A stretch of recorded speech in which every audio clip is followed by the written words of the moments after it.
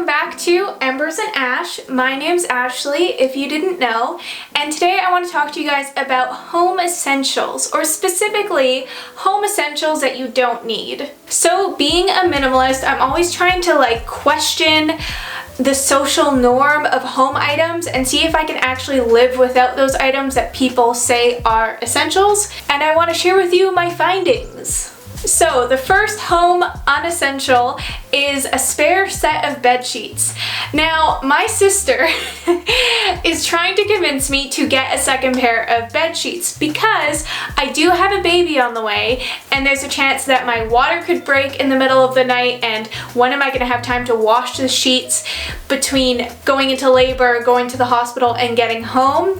And also she's telling me that my baby's going to vomit or poop all over my bed sheets, which are very valid arguments, but I've lived without a second set of bed sheets for this long that I want to see if I can do it with a baby. The second home unessential is a coat rack or shoe rack.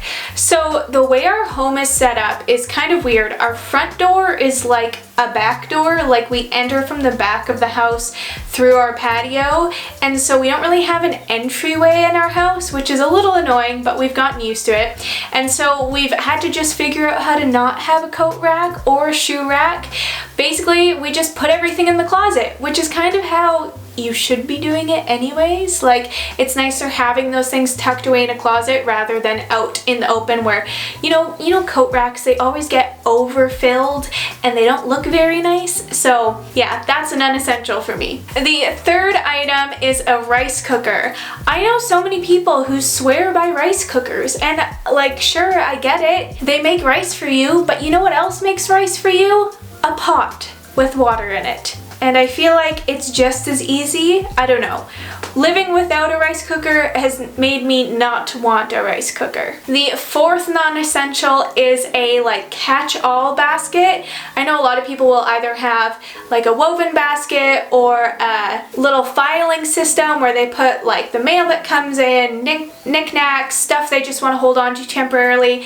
And I get that, but they're always super cluttered. No one ever has those under control. So I've opted out of having a catch-all basket, and it really helps me pile things up on my counter because it's not like they're in a basket, they're just out in the open, so I'm more likely to put them away. The fifth item is a washcloth or a loofah. My sister's making so many appearances in this video. My sister called me out a couple months ago because she was using my washroom and she saw that we had a wash brush and loofah in my shower when I've stated previously that I don't own them. And that's fair enough, but those are my husband's items and I can't control what he desires to use. So if he wants to use them, he's gonna use them. But I personally do not use a washcloth or loofah in the shower. I just use my hands and some soap and get all squeaky clean. The sixth item is bleach. A lot of people see this as a home essential, and I get it because it's a quick, easy way to clean items very thoroughly, but it is a very toxic chemical, if you didn't know, and I'm not about that life. And also, we shouldn't be using bleach on the water system or sewage system that we're on anyways, so I've learned to live without it, and I found alternative products to use instead of bleach. The seventh non-essential for us is patio furniture. So I know basically anyone who has a patio has or strives to have patio furniture. We do have a little fire pit that kind of doubles as a kind of footstool table thing, but we don't have any chairs, and the reason for that is because, like I said earlier, we walk through our patio to get to our door, so if we added chairs it would kind of clutter the walkway for us.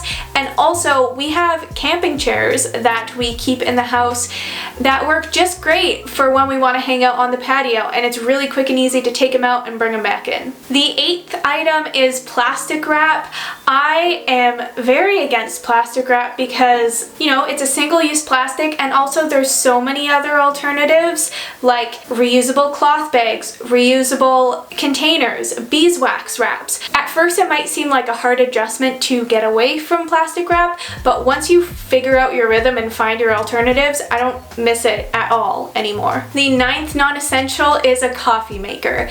Now, I like to try and keep my kitchen counter space as minimal as possible. It's been kind of hard recently because my husband's been fermenting any and every vegetable that exists, so our counter is full of jars, but besides that, I try and keep it minimal, and part of that is not having a coffee maker. They're huge, they're clunky, they just take up so much space, and we found that a French press works just as great at making coffee, and it takes up a fraction of the space. And the 10th and last non-essential home item is a bookshelf. We've tossed around the idea of getting a bookshelf because they are really nice and pretty, but I found that typically they just end up getting really cluttered, and I don't want to own enough books that I need a bookshelf. So I do still own some books.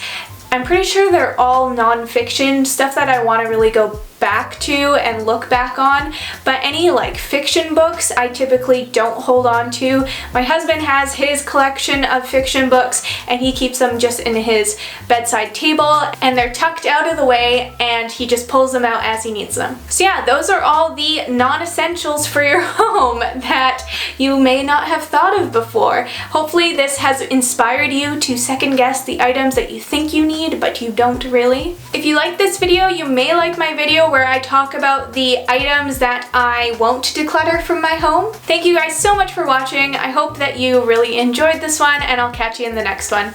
Bye!